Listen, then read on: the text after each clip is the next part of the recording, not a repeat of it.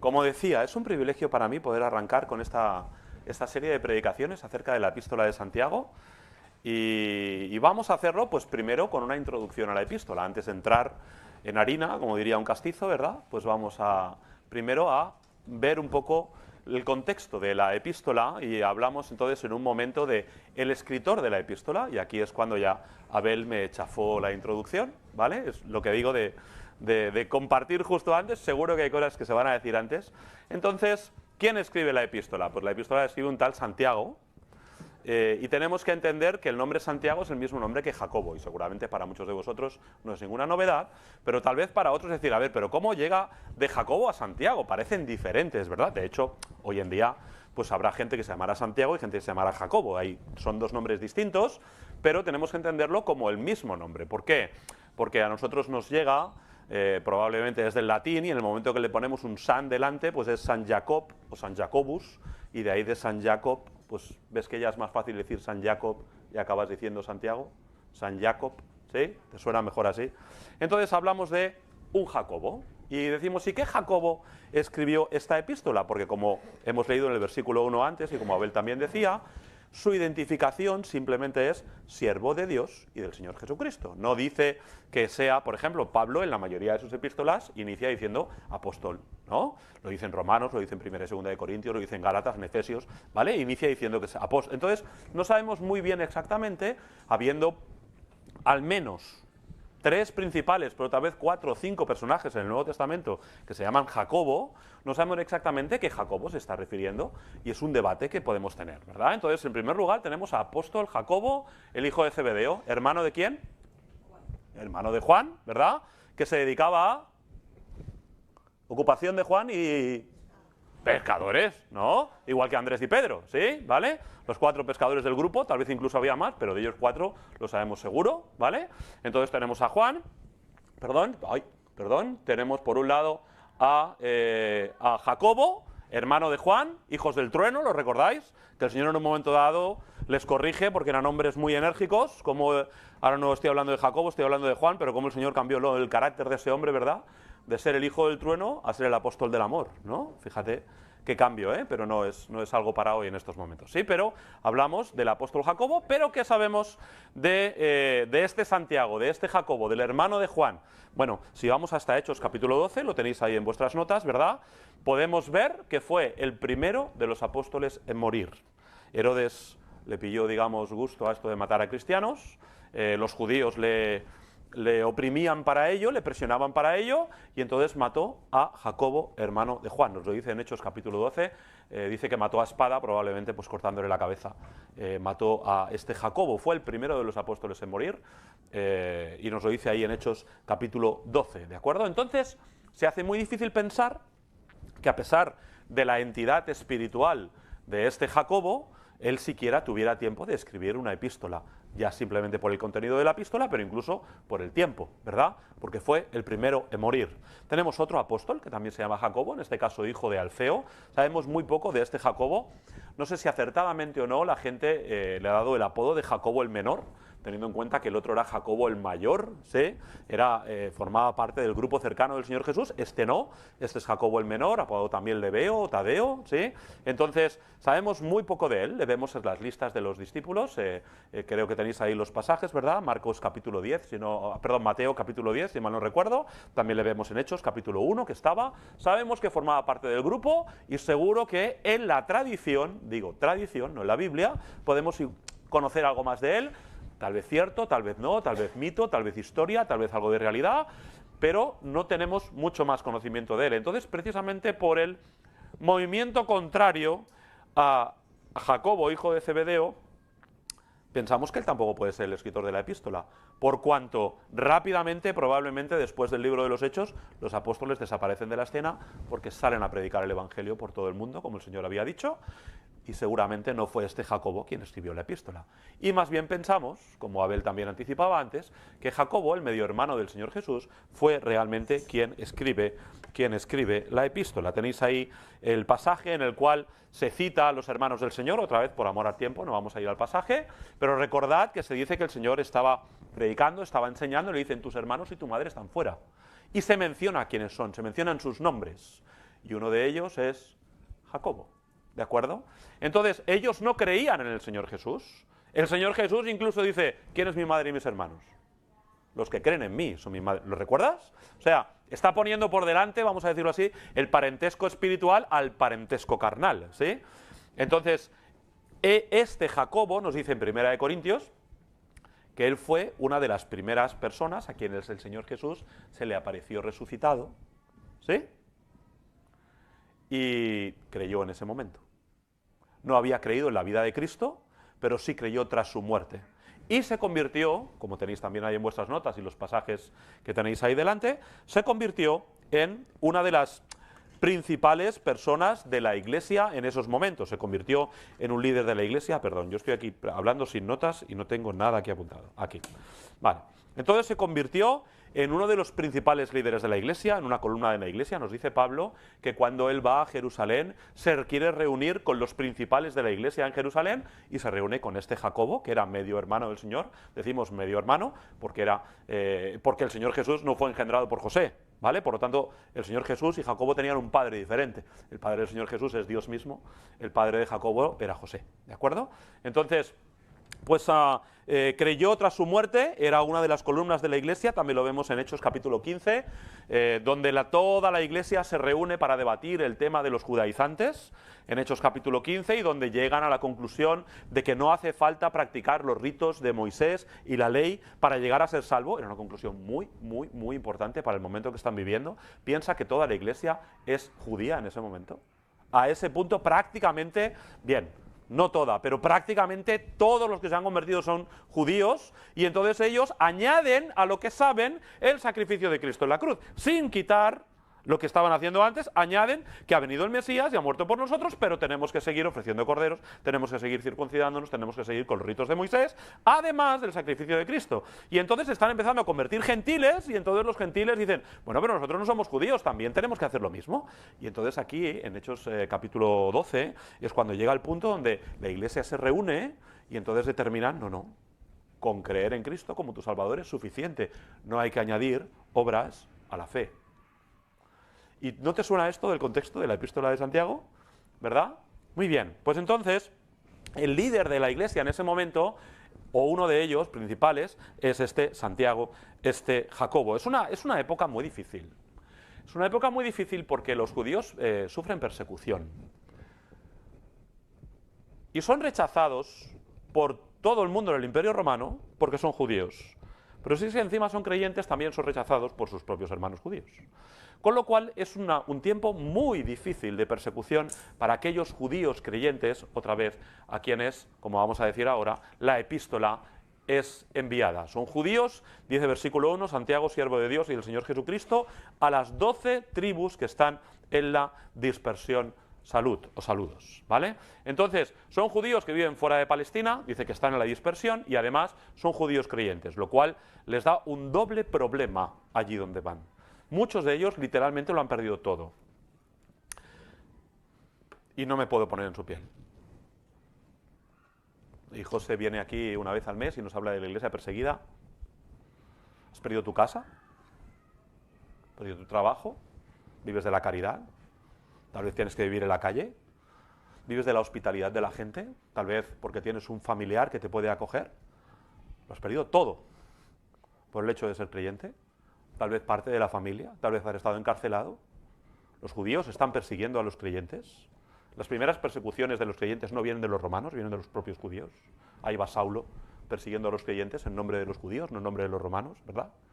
Y ellos lo han perdido todo. Y es a estos que están pasando, no por dificultades, no, por una montaña de pruebas, que Santiago escribe esta epístola.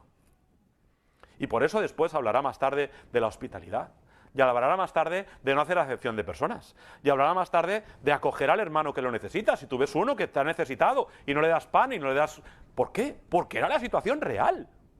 No es una hipótesis. No es si te encuentras... No, son situaciones reales que estos judíos creyentes estaban teniendo. A ellos va dirigida esta epístola.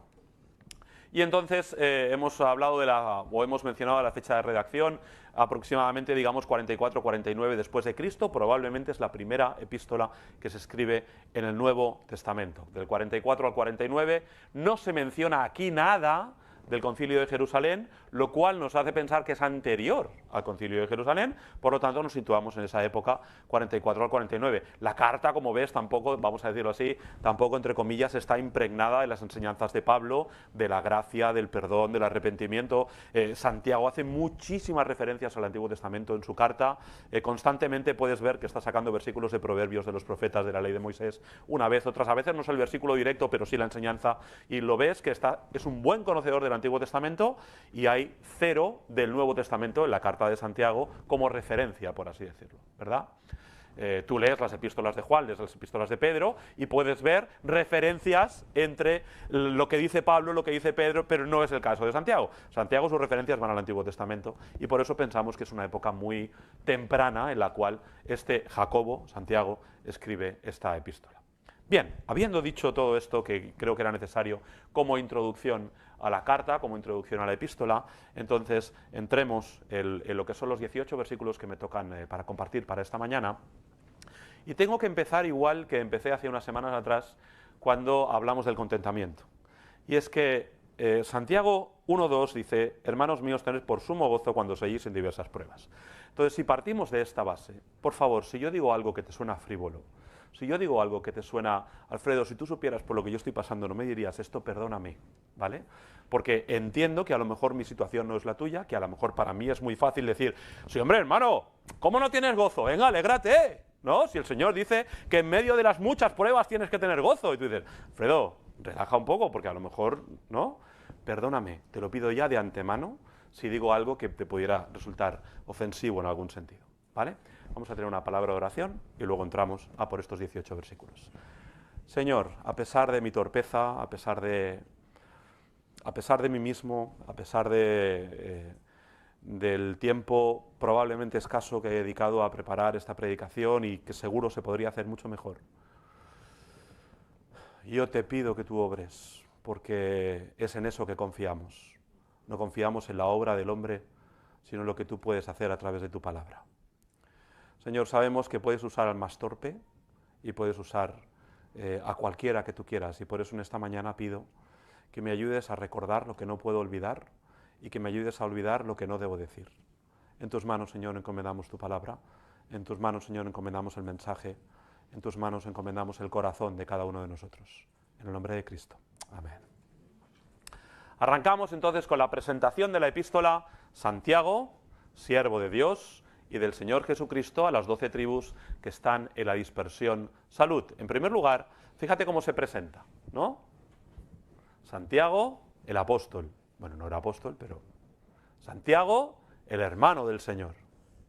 Mira que podía haber tirado de títulos, ¿no? Dirá Pablo de él, Santiago, la columna de la iglesia. Santiago, el anciano entre los ancianos, ¿no? Santiago, el siervo. Hoy en día cuando vamos por las iglesias, ¿verdad? A lo mejor tal vez esto es un poco más popular en América Latina, pero alguno de los hermanos se acerca a ti y te dice, ¿qué tal, siervo de Dios? ¿No? ¿Qué te está diciendo? Tú eres un máquina, ¿no? O sea, tú eres un predicador increíble, ¿no? No, que va. O sea, el siervo es el que no tiene nada. El siervo, o sea, no hay nada que admirar en el siervo. El siervo es el que no se tiene ni a sí mismo. No, o sea, no es que no tenga una casa, no es que, aunque tenga familia, no tenga familia, no es que no tenga dinero, es que ni él mismo se tiene a sí mismo, o sea, no se pertenece él a sí. Ese es el siervo. El siervo, si tiene mucha suerte, y es un siervo doméstico, que trabaja para un amo misericorde y que le cuida bien, ese siervo tiene su único cometido en la vida es obedecer a su amo. Cero, nada más. No puede pensar en sí, no puede pensar en su familia. Bueno, lo que leemos en el Antiguo Testamento acerca de los siervos, eso hubiera sido, ¿cómo te lo puedo decir?, una utopía para los siervos en la época del Imperio Romano, ¿no? Los siervos que leemos en el Antiguo Testamento, que en el año, después de 7 años, había que dejarlos, y si se quisiere quedar, le horadarás aquí y tal, pero podrá quedar con su familia. Eso era una posición de mucho privilegio comparada con los siervos, y aún te digo, los siervos domésticos, aquellos que eran profesores para los niños, aquellos que trabajaban en la casa, aquellos que limpiaban, vamos a decir, el ama de llaves, aquellos que trabajaban en el hogar de un romano, ¿no? Pues para ellos, todo lo que el Antiguo Testamento dice acerca de los siervos, eso hubiera sido, ¡guau!, hubiera sido el paraíso. Y los siervos domésticos aún tenían mucha suerte. Pero ¿qué sería del siervo que trabajaba en las minas hasta que se moría?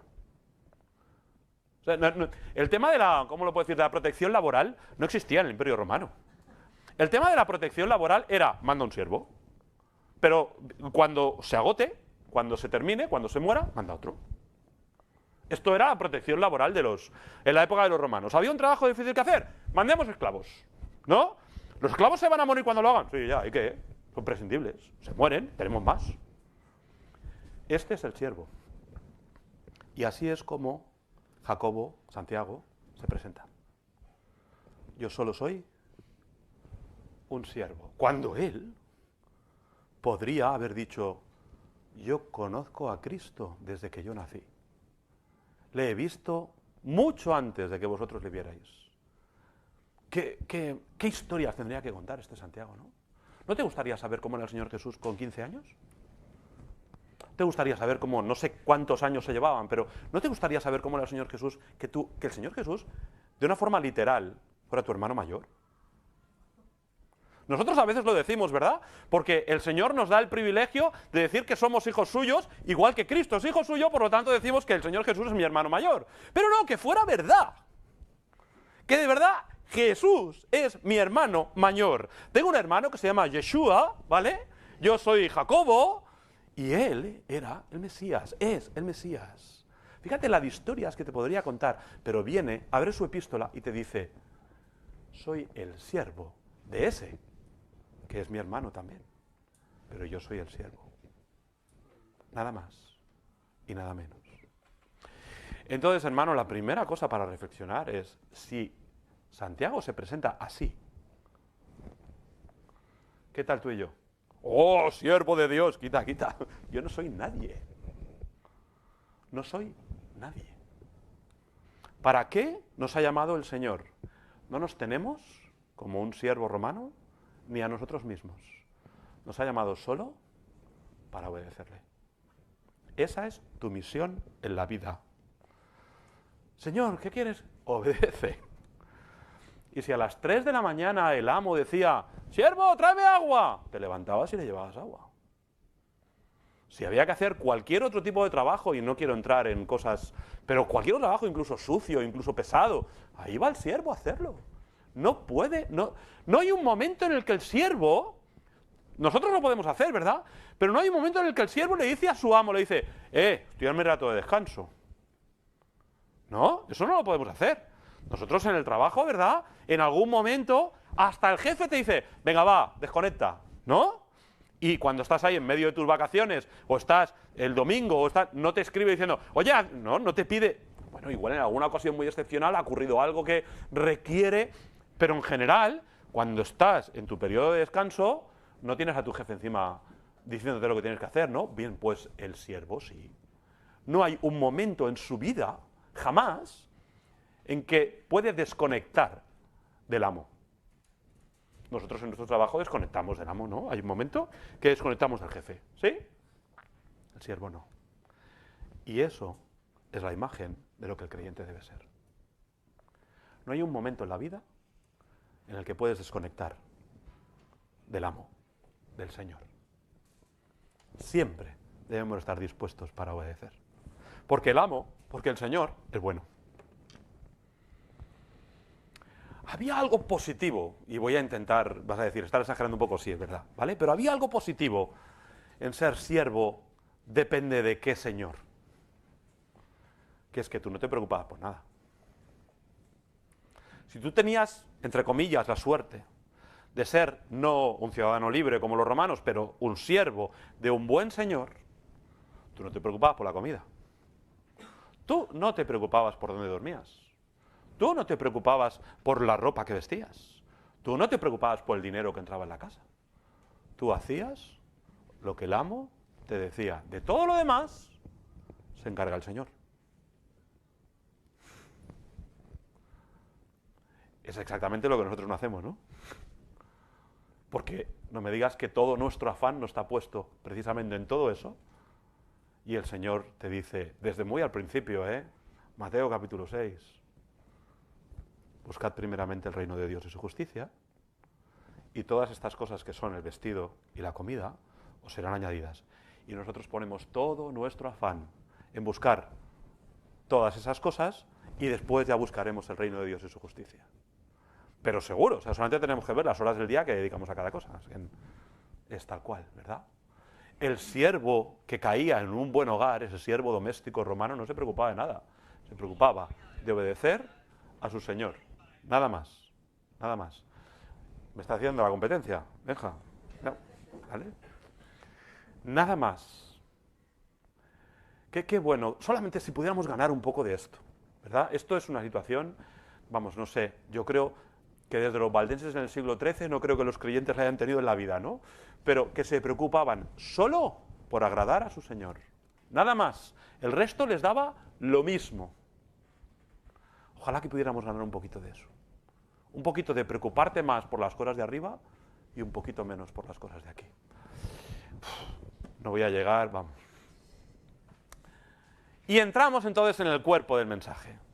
Dice en versículos del 2 en adelante, dice así: hermanos míos, tened por sumo gozo cuando os halléis en diversas pruebas. Madre mía.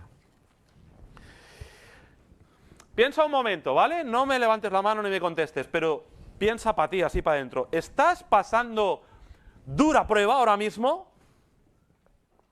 Yo creo que en la mayoría de los casos deberíamos decir, no. O sea, a ver, no confundas el cansancio y el estrés con una dura prueba. Entiéndeme, podemos estar cansados, podemos estar estresados, pero lo que nos pasa a la mayoría de nosotros, no conozco la vida de cada uno en profundidad, ¿verdad? Pero en general, hermano, estamos en el tanto por ciento del mundo occidental que somos ricos, que si nos comparamos con el, no sé, el resto del mundo, pues tenemos mucho más de lo que la mayoría de la gente en el mundo tiene, ¿no? Y tú dices, a ver, yo tengo mi familia más o menos en orden, mis hijos estudian, tengo mi trabajo, tengo mi dinero de final de mes, ¿Tú estás pasando por duras pruebas? Y entonces viene la segunda pregunta. ¿Y si ni siquiera, si en este momento no estás pasando por una súper gran dificultad, ¿tienes siempre sumo gozo? Pues Santiago le dice, no a ti, que estás teniendo una vida estándar, vamos a decirlo así, ¿vale? ¿Qué vida tienes? Tengo una vida estándar, ¿no? Normal. No a ti que tienes una vida normal, sino que cuando estés en una prueba difícil, muestra sumo gozo. Pues si no empiezo a mostrar sumo gozo ya en mi vida estándar, ¿cómo será mostrarlo en medio de la prueba? Eso ya es imposible para mí, ¿no? Pues fíjate lo que está diciendo Santiago, tened por sumo gozo. Tened por sumo gozo. En primer lugar, es la actitud apropiada.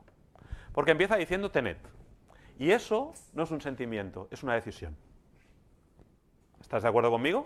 O sea, no los he contado, pero por lo menos hay 50 imperativos en la epístola de Santiago. Pues ahí va, con el primero, tened. No es una sugerencia, es un imperativo. Ten sumo gozo cuando os halléis en diversas pruebas. Es una actitud. Es algo que tú puedes determinar vivir de esa forma. Ahora vamos a ver cómo, vamos a ver en qué manera, vamos a ver el resultado, pero empezamos por el punto de que es una actitud, es la actitud apropiada. Empieza ahora que tienes, vuelvo a la expresión, la vida estándar. Ten sumo gozo en tu vida estándar, para que cuando lleguen las pruebas dificultosas puedas seguir aplicando el sumo gozo. Porque si ahora, porque tu jefe es un poco complicado, porque no tienes tiempo de descanso, porque te toca trabajar en el turno de noche, porque tus hijos no van bien en el instituto, o porque tienes un compañero que ya no tienes sumo gozo, ¿qué será cuando venga una prueba de verdad? Empieza ahora. en la situación en la que estás ahora. En tu situación que, claro, alguna dificultad todos tenemos, vivimos en el mundo, ¿verdad? Y vivimos en el pecado y estamos rodeados de pecado y nosotros somos pecadores. Pues ahora que tu vida funciona más o menos normal, practica tener gozo, porque es una actitud. Y en segundo lugar, tenemos el resultado apropiado. Primero la actitud apropiada, y cuando tenemos esa actitud apropiada, entonces vamos a por el resultado apropiado, ¿vale? Dice,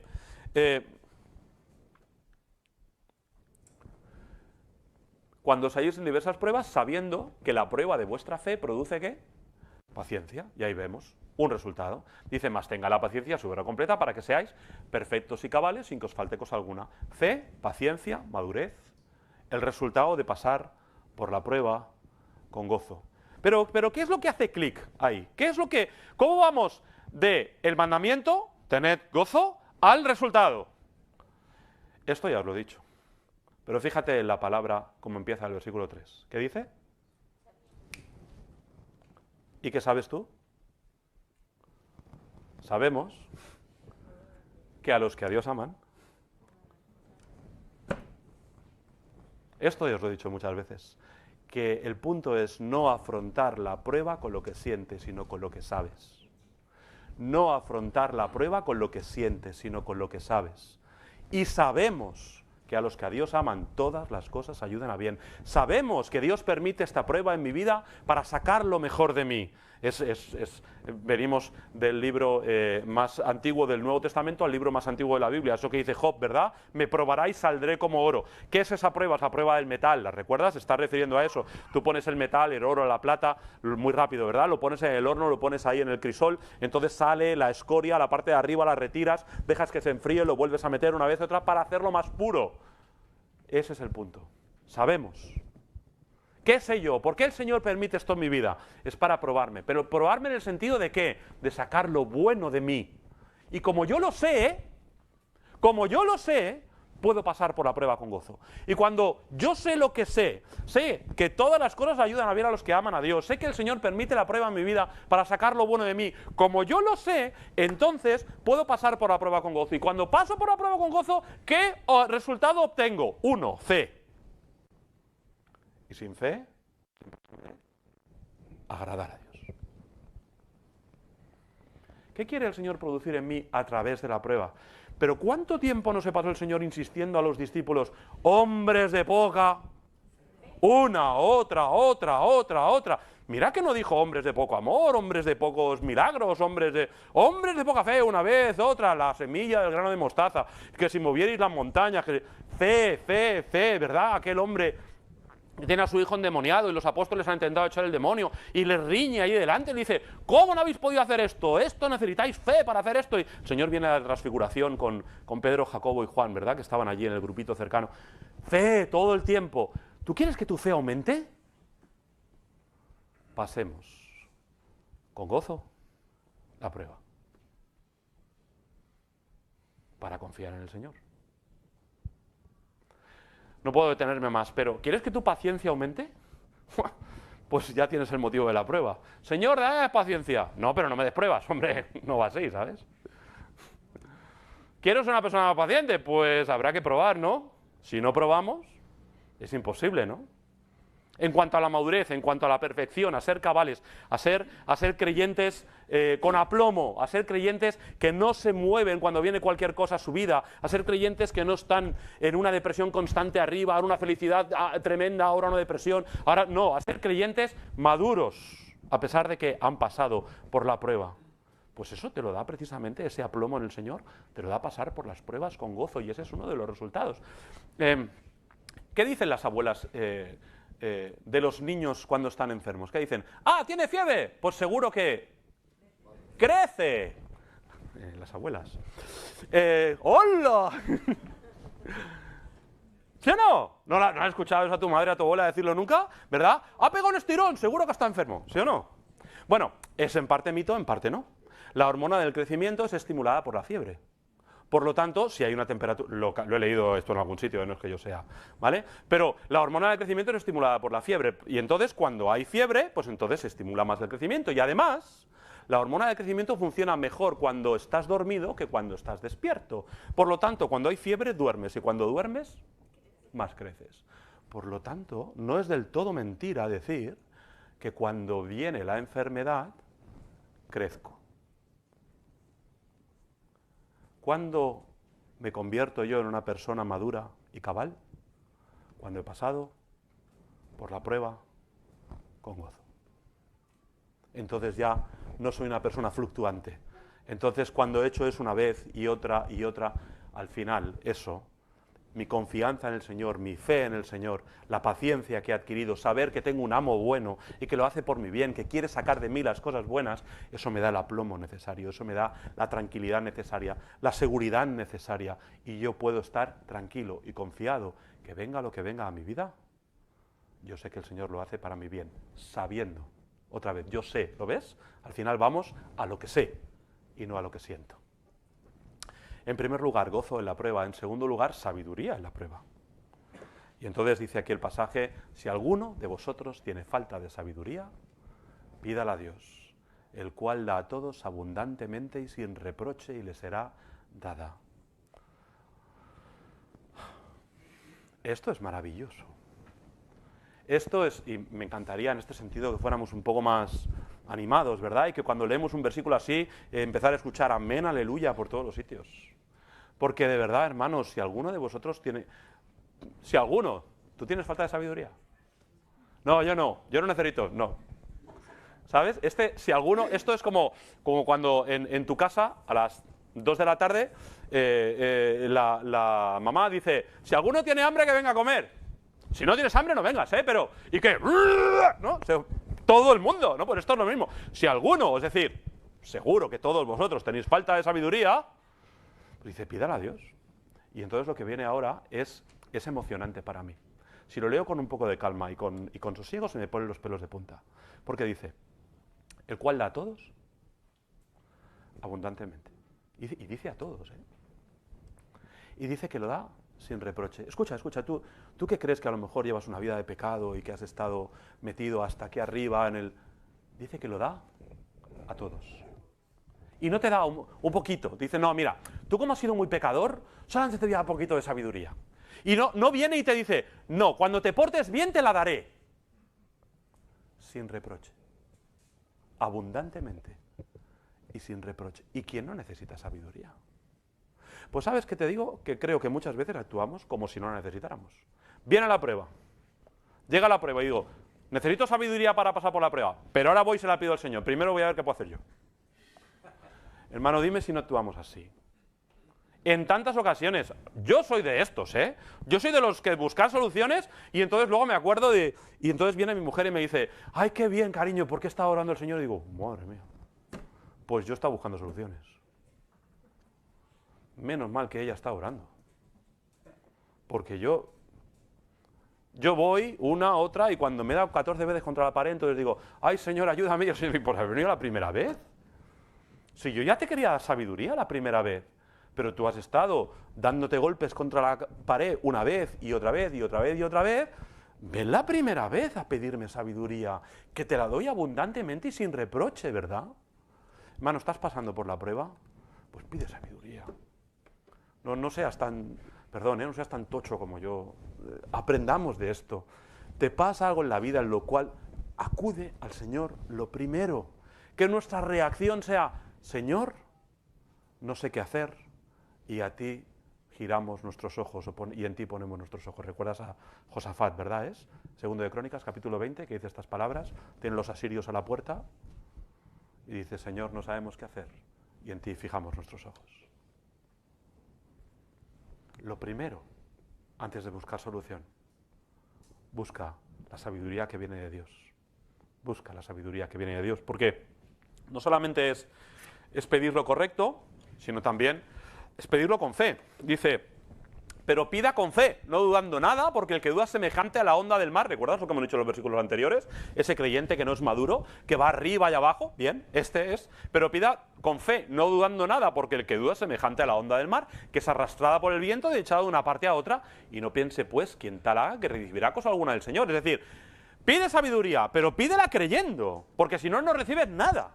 Otra vez volvemos al tema de la fe. ¿Qué era lo importante para el Señor con sus discípulos? ¿En qué insiste tantas veces? En la fe, ¿verdad? El hombre de doble ánimo es inconstante en todos sus caminos. Entonces, sé constante, sé maduro, pide creyendo que Dios te lo dará, porque el Señor lo dice claramente en su palabra. Este versículo es de los que yo digo que te los tienes que poner en el espejo del cuarto de baño allí, grande, para verlo todas las mañanas cuando te levantes. Pida sabiduría, pídela con fe, sabiendo que Dios te la da abundantemente y sin reproche. Hermano, ¿estás pasando por una prueba chiquitita? ¿Por una prueba un poco más grande? ¿Todavía no estás pasando por ninguna prueba? Vendrá. Recuerda, sabiduría. Sabiduría ante todo, le dirá Salomón a su hijo. Sabiduría ante todo. Lo primero, sabiduría. Guárdala, dice Salomón. Guárdala como las piedras preciosas, guárdala como un tesoro, guárdala como el oro en tu corazón. Es lo más importante. Sabiduría ante todo. Pero, y ahora viene Santiago y nos pone un ejemplo, ¿no? Parece que cambia un poco el tema, además después hablará del tema de la acepción de personas y tal, y parece como que se va de tema y vuelve. No, está poniendo un ejemplo. Y ahora nos está hablando de humildad en la prueba, ¿verdad? Y está hablando primero de la exaltación del pobre y luego de la humillación del rico. El hermano que es de humilde condición, déjame poner un paréntesis, cuando viene la prueba, gloríese en el Señor, en su exaltación.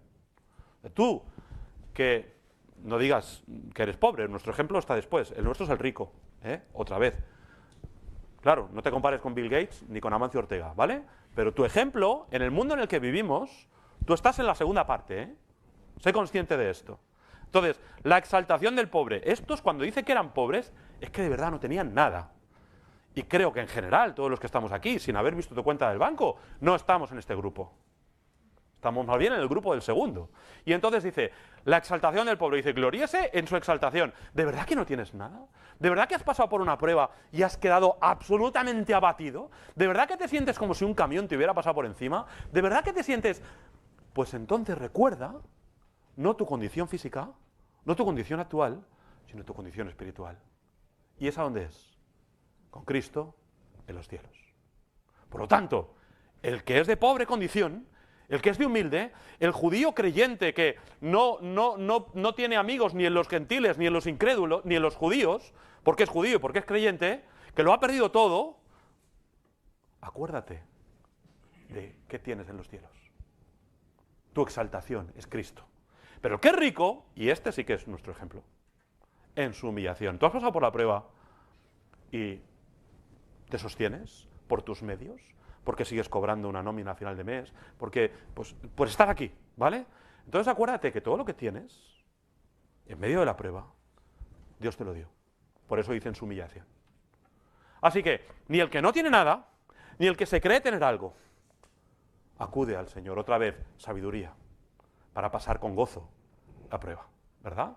Humildad en la prueba. Estás pasando por un tiempo difícil, no busques la solución en ti mismo.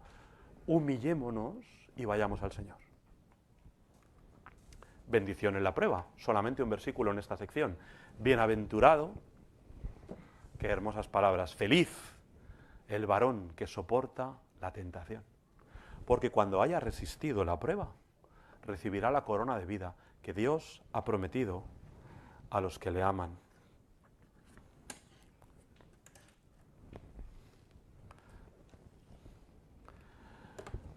Hay una reacción natural de felicidad cuando las cosas se terminan bien.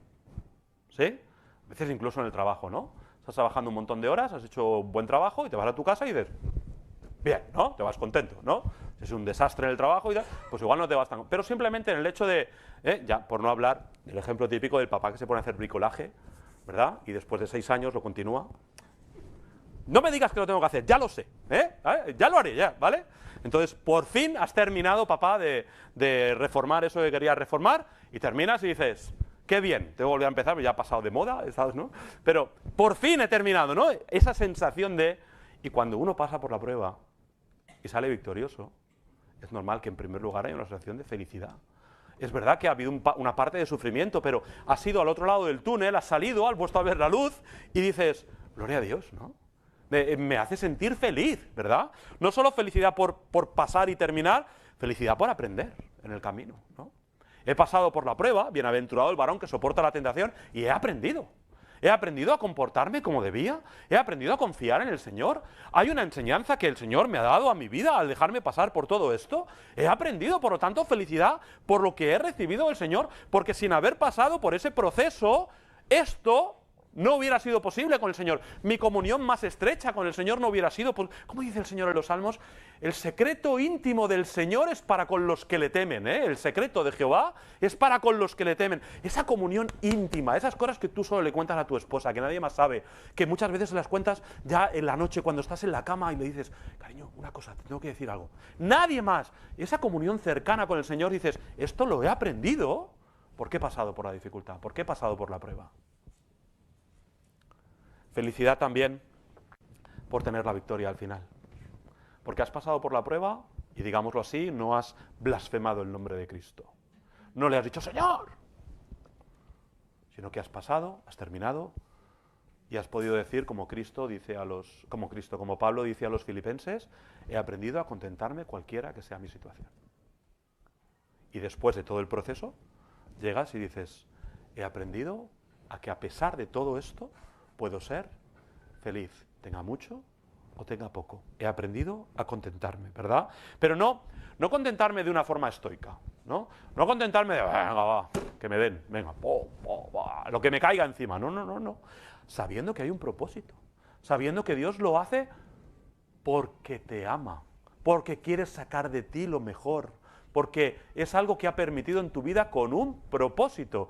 Y de verdad que me gustaría recalcarlo, tendría que haber hecho probablemente al principio, pero recuerda bien cuando hablamos de pruebas y cuando hablamos de dificultades o problemas en los que me he metido yo solo, ¿sí? Todo el tiempo estamos hablando de pruebas que el Señor permite para tu bien.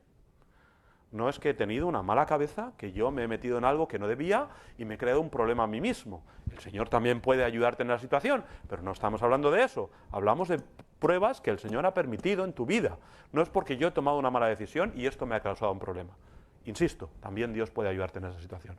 Hablamos de pruebas y eres feliz cuando has pasado la prueba y miras atrás y puedes decir, el Señor ha estado conmigo, ¿verdad? Y hay recompensa. Increíble, ¿verdad? Pero dice, porque cuando haya resistido la prueba, recibirá la corona de vida que Dios ha prometido a los que le aman. Esta corona no es la corona del rey. La corona del rey muestra su ascendencia. Viene de una familia que, porque un día alguien lo determinó así, tiene unos derechos adquiridos, ¿verdad? No, esta corona es la de vencedor. Es aquella corona de laurel, que te ponen, hablamos otra vez, tiempo de los romanos, el otro día vi Ben-Hur en la tele y justo vi la escena que le ponían la corona en la cabeza a Ben-Hur después de la carrera esa de cuadrigas, ¿vale? Bueno, vi un trocito, no vi 4 horas de película, ¿vale? Pues, y Ben-Hur, hay una escena que entra allí, tiene la corona en la cabeza, la deja y cuando sale ya no lleva la corona, es que le da lo mismo la corona, es de laurel, que a las 4 horas ya la corona no servía para nada, pero determina tu condición de vencedor. ¿No es algo hermoso? Que el Señor premie y recompense. Y que hemos pasado a través de la prueba y luego tienes la recompensa del Señor y te dice, bien hecho. ¿No? Bien hecho. Buen trabajo. ¿No lo haces con tus hijos? Nada. A lo mejor algo muy práctico, un examen, ¿no? Se han esforzado, han hecho su prueba, han hecho su examen, lo han pasado, terminan, dices, buen trabajo. A lo mejor le compras algo, a lo mejor le invitas a comer, a lo mejor, ¿no? Y le premias, ha pasado su prueba. ¿Sí? Y el Señor hace lo mismo con nosotros. Hay recompensa. Y no entiendo muy bien cómo funcionan las recompensas del Señor. Esto de las coronas y cómo será en el cielo y que las pondremos a sus pies. Y la verdad es que me encantaría que alguien, pastor, suba aquí algún día y predique de las coronas en el cielo y me lo explique bien. Porque lo he leído varias veces. Justin se está riendo, Justin, tú también puedes. ¿Vale? Pero que viniera alguien... No entiendo muy bien este tema de las recompensas y de las coronas. Tema que me fascina, ¿verdad? Pero en todo caso, lo que importa es el fondo de la cuestión. Y es que cuando tú pasas por la prueba, después hay recompensa. No solo felicidad, sino también recompensa. Y hay pecado a veces en la prueba. Esta es la otra parte. Hemos pasado por la prueba y hemos pasado victoriosos. Bienaventurado el varón que soporta la tentación porque tendrá recompensa, ¿verdad? Pero ahora dice, pero los hay que pasan por la prueba y no la pasan de la misma forma, ¿verdad? Dice, cuando alguno es tentado, no diga que es tentado de parte de Dios. O sea, está hablando de aquel que le llega la prueba y dice, Señor, ¿por qué permiten esto en mi vida? Se revela. De aquel que levanta el puño. De aquel que le dice a Dios, ¿por qué esto no me hace ningún bien? No me gusta. No, dice, cuando alguno es tentado no diga que es de parte de Dios. Dios no te ha tentado para pecar, para que tú peques. Dios te permite pasar por un proceso de prueba y de ti depende cómo reaccionas, que salgas como victorioso vencedor o que salgas pecando. ¿Verdad? Y dice, porque Dios no puede ser tentado por el mal, ni Él tienta a nadie, sino que cada uno es tentado cuando de su propia concupiscencia se ha traído seducido. Escucha, si el Señor te permite pasar por un periodo de prueba, es tu respuesta lo que determina cómo vas a salir de ese periodo. No es que Dios lo haya maquinado para hacerte caer. No es que Dios lo haya pensado para hacerte que te vaya muy mal y a ver si puedes pecar. No. Dios ha dejado eso en tu vida para tu crecimiento espiritual. Dios ha dejado eso en tu vida para tu comunión con Él. Dios ha dejado eso en tu vida para sacar lo mejor de ti. Ahora bien, si yo paso por la prueba y lo que yo hago, en vez de pedir la sabiduría que dice el Señor, en vez de reconocer y afrontar la prueba con lo que sé, en vez de estar en esa relación estrecha con el Señor, es rebelarme contra el Señor, eso se llama pecado. Pero el Señor no te ha puesto la prueba para que tú peques. El Señor ha puesto la prueba para hacerte crecer. Pero podemos reaccionar también de esta forma. La prueba vendrá, pero es mi respuesta la que va a determinar si seré como el del versículo 12, bienaventurado el varón, o seré como el del versículo 13, un varón que ha pecado y que se rebela contra el Señor, ¿verdad? No solamente mi respuesta, es mi responsabilidad. No es, ¿cómo era aquello de, que yo soy muy antiguo ya, soy rebelde porque el mundo me ha hecho así, ¿no? Tú eres un rebelde porque eres un rebelde, punto. No es por tus padres, por el mundo, por las circunstancias, por lo que te envuelve, por el contexto, no. Si tú, pasando por el proceso de prueba, has reaccionado mal delante del Señor y has pecado, no es culpa del que tienes al lado. Es tu responsabilidad. Arreglarlo con el Señor. Es tu responsabilidad, de nadie más. Tuya, solamente tuya. En el mundo en el que vivimos se tiende, ¿verdad?, siempre a buscar responsables ajenos, ¿no? Nunca la culpa es de uno propio, siempre es, ¿no? Yo soy alcohólico porque mi padre era alcohólico y porque mi abuelo era alcohólico y porque mi bisabuelo, y por eso, pero no es culpa mía, es que claro, es lo que yo he visto toda la vida, mi padre con la botella encima de la mesa y como siempre bebía, pues pero no es culpa mía, yo soy alcohólico porque No. Como esa sea nuestra forma de pensar, hasta que no llegues al punto de decir, esto es mi culpa, es mi responsabilidad y yo tengo que arreglar esto con el Señor, no hay nada que hacer. Por lo tanto, cuando pasas por ese proceso de la prueba, tienes la opción anterior, sabiduría en medio de la prueba, gozo en medio de la prueba, victoria en medio de la prueba, felicidad en medio de la prueba, o tienes la opción del pecado en medio de la prueba. Y eso se determina solamente por tu respuesta. Voy terminando. Y finalmente llegamos al versículo 16. Y aquí Santiago nos anima, a mi modo de ver, un poco a reflexionar, ¿verdad? Y entonces, después de todo lo que nos ha dicho, después de lo que nos ha dicho del proceso de la prueba, después de lo que nos ha hablado del gozo, de la sabiduría, de todo lo que necesitamos y lo que podemos obtener en positivo o en negativo en la prueba, dependiendo de nuestra respuesta, ¿verdad? Después de todo eso, entonces dice, hermanos, no erréis. O sea, ahora para un momento y reflexiona, no te equivoques. Un momento, con todo lo que te he dicho, para un momento, reflexiona. Al final, acuérdate que todo lo bueno viene de Dios.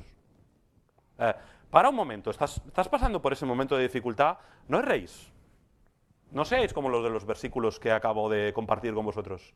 No, un momento, reflexiona. Vete atrás un segundo.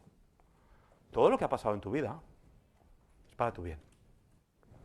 Toda buena dádiva y todo don perfecto desciende de lo alto del Padre de las luces, en el cual no hay mudanza ni sombra de variedad. El Señor era el mismo ayer, cuando no estabas en medio de la prueba, que hoy, que sí que lo estás. Y todo lo que Él ha permitido, Él no ha cambiado. No hay mudanza, no hay variación. El Señor no ha cambiado.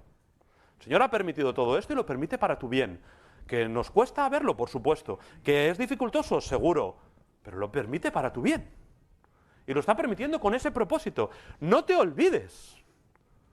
Y de alguna forma, aunque no lo menciona, está diciendo lo mismo que al principio. Sabiendo, recuerda, no te equivoques, no erréis. Todo lo que el Señor permite en tu vida es porque Dios es bueno y porque te ama. No olvides esto en ningún momento. Reflexiona. Es en ese momento de recordar la bondad de Dios que nos tiene que ayudar a pasar por la prueba. A recordar que tenemos un Padre bueno, alguien que cuida de nosotros y que quiere sacar lo mejor de vosotros, y entonces nos toca vivir conforme a la bondad de Dios. Cuando alguien se porta muy bien contigo, lo normal, nuestra respuesta, es que nosotros nos portemos igual de bien con esa persona, ¿verdad? Amamos porque nos aman, ¿no? Y como nuestro amor es correspondido, nosotros amamos, ¿sí? Pues Dios me ama mucho. Y yo debería vivir conforme a su bondad cada día. Recordar cómo de bueno es Dios conmigo y vivir así.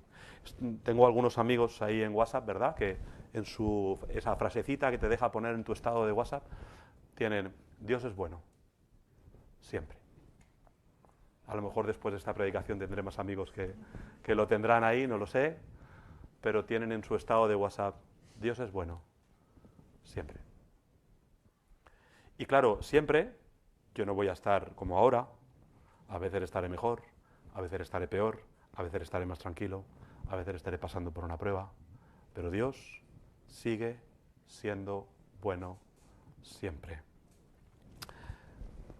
Termino. Los amigos de Daniel fueron probados en el horno de fuego. ¿Lo recuerdas?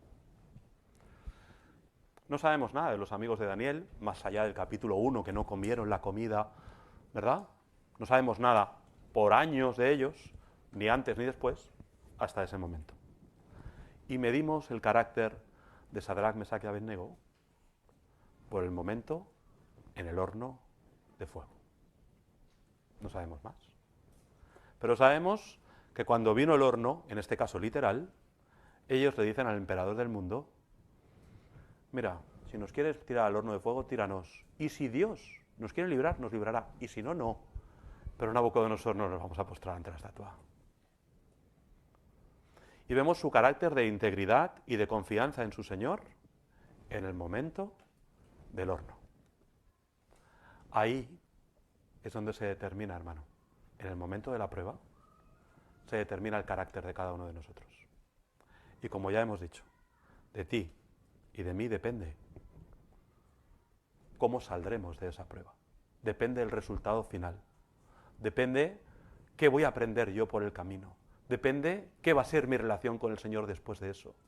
Depende cómo voy a transitar ese tiempo en mi relación con el Señor. Depende de ti, depende de mí. Santiago nos da claves para todo ello, para hacerlo de una forma correcta.